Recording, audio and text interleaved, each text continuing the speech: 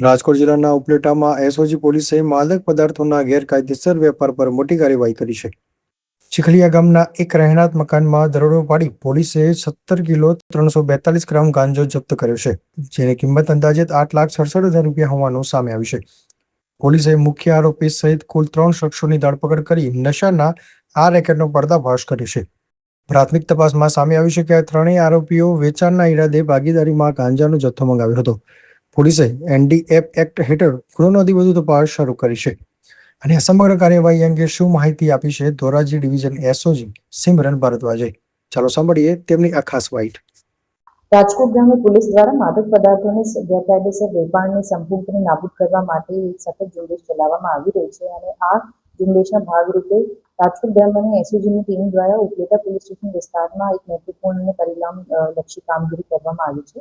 ટીમને human intelligence અને technical સોર્સિસથી એક ચોક્કસ માહિતી મળી હતી. ઉપલેટા પોલીસ સ્ટેશન વિસ્તારના ચીખલિયા ગામની એક ઇસમ પોતાના રહેણાંક મકાનમાં ગેરકાયદેસર રીતે વેચાણ હેતુ ગાંજોનો મોટો જથ્થો સંતાડી રાખે છે. આ માહિતીના આધારે કાયદેસરની કાર્યવાહી કરીને તેના રહેણાંક મકાન ઉપર દરોડો પાડવામાં આવ્યો હતો અને દરોડો દરમિયાન આરોપીની કબજામાંથી કુલ 17 kgs 352 ગ્રામ ગાંજો, જેની અંદાજિત કિંમત ₹8,70,000 જેટલી થાય છે, એ જપ્ત કરવામાં આવ્યો છે. અને ઉપરાંત એક મોબાઈલ ફોન પણ મળ્યો છે.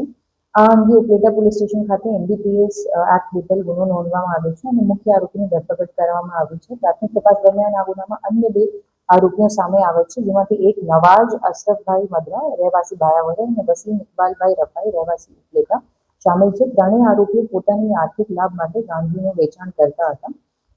સાથે જ આ કામમાં સારી કામગીરી કરનાર ટીમમાં police inspector Shri F A. Pargi, police sub inspector Shri G J Zala અને એમની ટીમ શામેલ હતી.